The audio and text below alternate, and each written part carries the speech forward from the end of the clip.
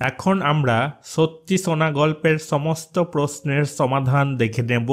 1 নম্বরে কি বলেছে, একটি বাক্যে উত্তর দাও।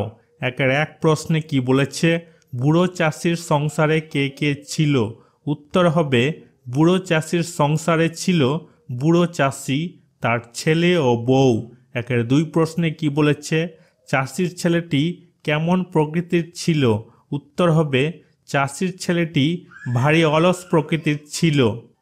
3 প্রশ্নে কি বলেছে, বাপের কথা শুনে ছেলের মনের অবস্থা কেমন হলো? উত্তর হবে, বাপের কথা শুনে ছেলের চোখ দুটো লোভে চকচক করে ওঠে। 4 প্রশ্নে কি বলেছে, বুড়ো চাষি কোন কথাটা তার ছেলেকে বলে যাননি?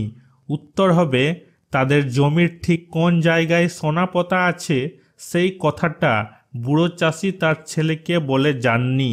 2 নম্বরে কি বলেছে, সংক্ষেপে উত্তর দাও। 2-1 প্রশ্নে কি বলেছে, চাষির ছেলে সকাল থেকে রাত পর্যন্ত কতটা জমি খুঁড়েছিল? উত্তর হবে, সত্যি শোনা গল্পে চাষির ছেলে সকাল থেকে রাত পর্যন্ত 5 বিঘা জমি খুঁড়েছিল।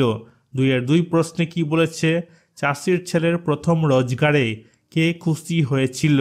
উত্তর হবে, সত্যি শোনা গল্পে চাষির ছেলের প্রথম রোজগারে তার বউ খুব খুশি হয়েছিল।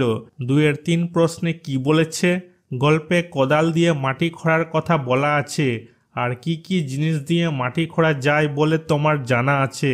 উত্তর হবে, ট্রাক্টর, লাঙ্গল প্রভৃতি দিয়ে মাটি খোঁড়া যায়। 2-4 প্রশ্নে কি বলেছে, সত্যি শোনা গল্পটির মতো আর কোন গল্প তোমার জানা আছে?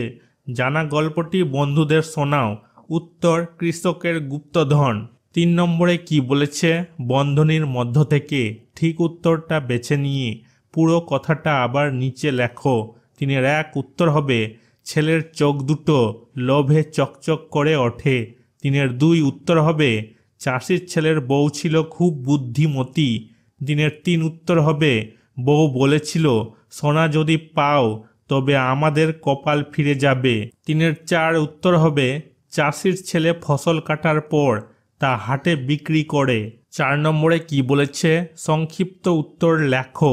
4-1 প্রশ্নে কি বলেছে, চাষির ছেলে নিজে চাষ আবাদ করার কথা ভাবতে পারত না কেন?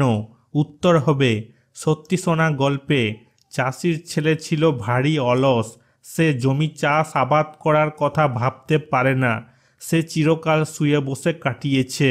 4-2 প্রশ্নে কি বলেছে, শেষ পর্যন্ত চাষির ছেলের মাঠে চাষ করতে যাওয়ার কারণ কি ছিল? উত্তর হবে, সত্যি শোনা গল্পে বুড়ো চাষির ছেলে বউয়ের পরামর্শে 2 জন মজুর জমি খুঁড়তে লাগিয়ে দেয়, কিন্তু পরে ভাবে যদি তারা সোনার তালটা পেয়ে যায় তবে তা সরিয়ে ফেলবে।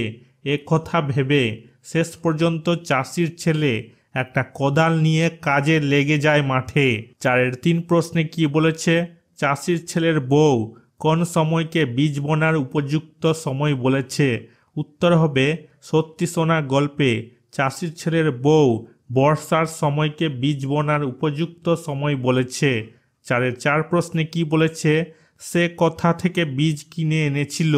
উত্তর হবে, সত্যি শোনা গল্পে চাষির ছেলের বউ হাট থেকে বীজ কিনে এনেছিল। 4-5 প্রশ্নে কি বলেছে, সে কিসের বীজ কিনেছিল? উত্তর হবে, সত্যি শোনা গল্পে চাষির ছেলের বউ সবচেয়ে সেরা ধানের বীজ কিনেছিল। 4-6 প্রশ্নে কি বলেছে, গল্পের কোন মানুষটাকে তোমার সবচেয়ে বেশি পছন্দ হলো? উত্তর হবে, সত্যি শোনা গল্পে চাষির ছেলের বউকে বেশি পছন্দ হয়েছে, কারণ সে ছিল বুদ্ধিমতী। জমি খুঁড়ে সোনা না পেলেও তার বুদ্ধির দ্বারা চাষির ছেলে জমির ফসল বিক্রি করে 1 থলি টাকা পেয়েছিল। 5 নম্বরে কি বলেছে, নিজের ভাষায় উত্তর দাও। 5-1 প্রশ্নে কি বলেছে, সেটা বলবো বলেই তো ডেকেছি তোমায়। কে এই কথা বলেছে? সে কাকে এই কথা বলেছে? সে তাকে কি বলার জন্য ডেকেছিল? উত্তর হবে, সত্যি শোনা গল্পে এই কথা বলেছে বুড়ো চাষি। সে এই কথা তার অলস ও লোভী ছেলেকে বলেছে। সে তাকে ডেকেছিল লুকোনো সোনা কোথায় রাখা আছে সেটা বলার জন্য। 5-এর 2 প্রশ্নে কি বলেছে? গল্পে চাষির ছেলের বউ চাষির ছেলেকে কিভাবে সাহায্য করেছে তা লেখো।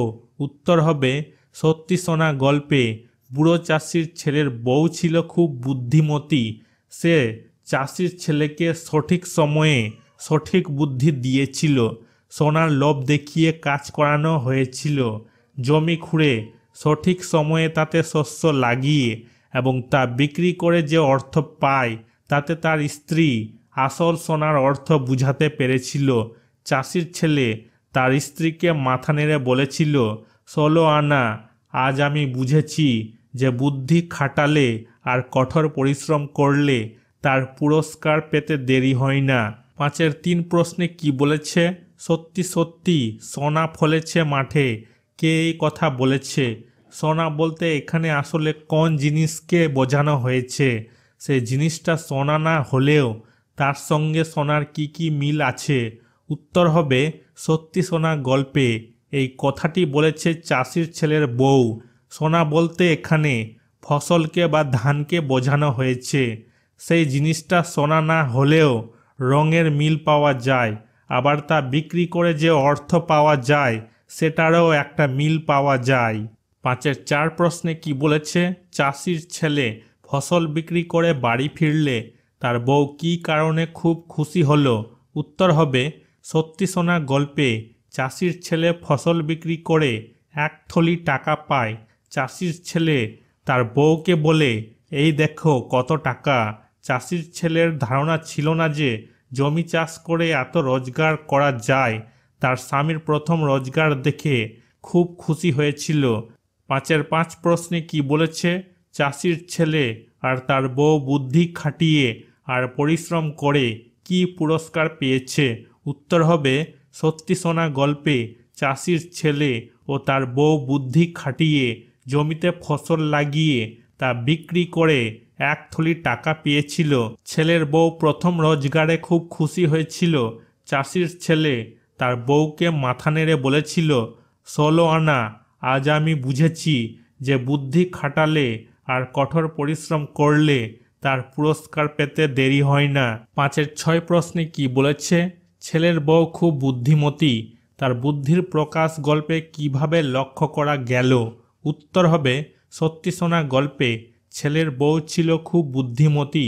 তা আমরা গল্পের প্রতিটা লাইনে বুঝতে পারি।